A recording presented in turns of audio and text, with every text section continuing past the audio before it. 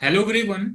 आज की वीडियो में हम लोग सीवीटी पीजी 2027 से रिलेटेड कुछ इंपॉर्टेंट टेंटेटिव डेट डिस्कस करने वाले हैं। जैसे आपका फॉर्म कब आएगा, एग्जाम आपका कब होगा, फिर आपका रिजल्ट कब आएगा, पूरा एडमिशन प्रोसेस क्या है, सब कुछ डिटेल में समझने वाले हैं। ठीक है ना? चलिए दिन स्टार्ट करते हैं। देखिए, फॉर्म आपका आता है मिड दिसंबर में। दिसंबर मिड में भी आ सकता है, दिसंबर के लास्ट वीक में भी आ सकता है। एक महीने तक आपका फॉर्म रहता है। एग्जाम आपका कब होगा?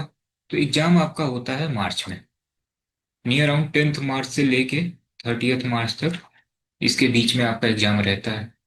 तो आप अभी ग्रेजुएशन फाइनल ईयर में हैं। मार्च अप्रैल मई जून 2027 में आप ग्रेजुएशन फाइनल ईयर का एग्जाम देने वाले हैं या फाइनल सेमेस्टर का एग्जाम देने वाले हैं, तो भी आप इसके लिए एलिजिबल हैं, आप फॉर्म अप्लाई कर सकते हैं। फॉर्म की फीस जो है नियर अराउंड 500 से लेके 1500 होती है। सभी कैटेगरी का अलग अलग होता है। ठीक है ना? तो देखिए, आपने अब एग्जाम दे दिया। एग्जाम के बाद का क्या प्रोसेस है? मार्च में आपने एग्जाम दे लिया लास्ट तक।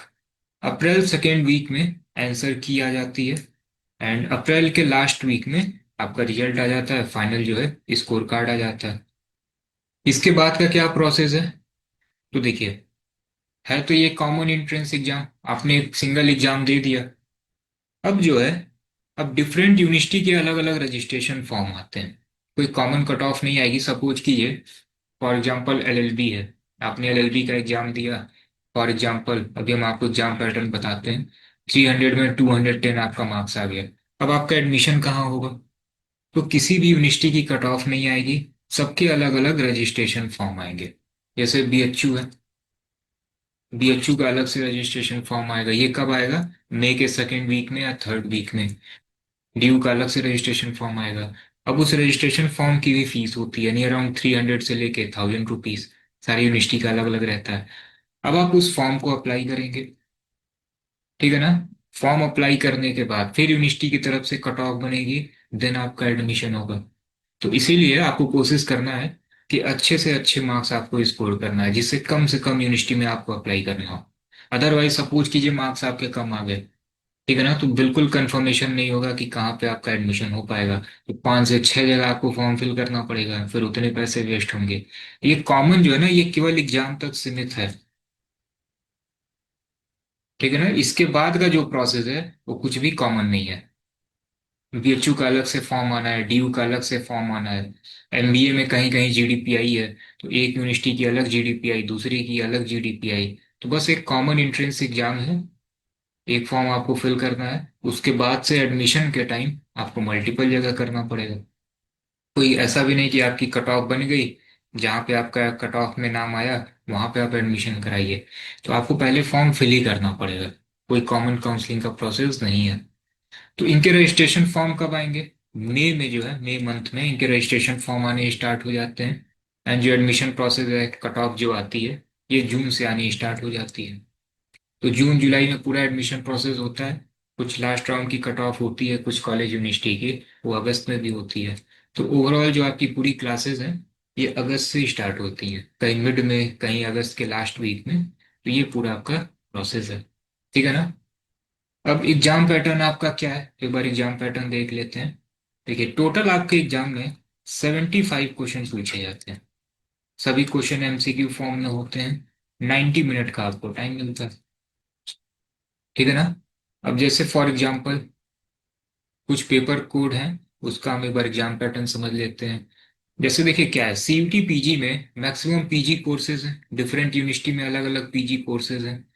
तो उनका एक पेपर कोड बना दिया गया है। जैसे एलएलबी के लिए जो पेपर कोड है, ये है COQP11। अब कैसे फॉर्म फिल करना होगा, ये सब कुछ हम आपको चैनल पे अपडेट करते रहेंगे। तो COQP11 एलएलबी का कोड है। अब इसमें 5 सब्जेक्ट से क्वेश्चन पूछे जाते हैं। क्वांट होगा, लॉजिकल रीजनिंग होगा, जीएस होगा। लैंग्वेज में ऑप्शन रहता है, हिंदी के भी क्वेश्चन होंगे, इंग्लिश लैंग्वेज के भी क्वेश्चन होंगे। कोई एक ही अटेम्प्ट करना है आपको। फिर कंप्यूटर के क्वेश्चन होंगे। पेपर आपका बाइलिंगुअल होगा। क्वांट है, लॉजिकल रीजनिंग है, जीएस है, कंप्यूटर है, इसके क्वेश्चन जो है बाइलिंगुअल होंगे। क्वेश्चन हिंदी इंग्लिश दोनों में शो होंगे।